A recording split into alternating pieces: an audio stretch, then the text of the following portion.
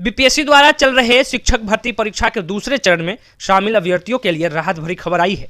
लेकिन यह सिर्फ क्लास 6 से 12 तक शिक्षक अभ्यर्थियों के लिए है। पहली से 5वीं के लिए कोई राहत नहीं है। दरअसल बीपीएससी ने शिक्षक नियुक्ति परीक्षा के दूसरे चरण में भाषा अर्हता के अंक को शून्य कर दिया है। बीपीएससी के परीक्षा नियंत्रक ने सूचना जारी करते हुए बताया कि वर्ग 1 से 5 को छोड़कर अन्य सभी वर्गों के विषयों की परीक्षा में भाग 1 यानी कि भाषा अर्हता के अंक को समाप्त कर दिया गया है।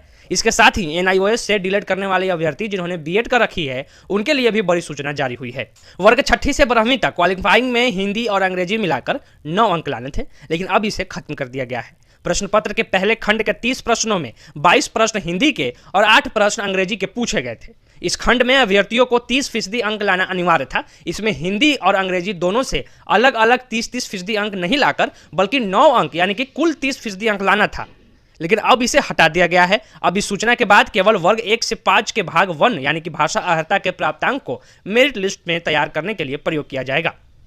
अगर आपने एनआईओएस से डिलीट किया है और बीएड पास हैं तो आपको डिग्री बदलने की सलाह दी गई है। बीपीएससी ने कहा है कि वर्ग 6 से 8वीं की नियुक्ति के लिए जिन अभ्यर्थियों ने एनआईओएस के माध्यम से डिलीट की डिग्री ली है और उसी आधार पर आवेदन किया है, लेकिन वो बीएड पास हैं या बीएड का प्रमाण पत्र उनके पास है, तो वैसे अभ्यर्थी चाहें तो बीएड की डिग्री जो है वो चयन कर सकते हैं और उसका प्रमाण पत्र लगा सकते हैं।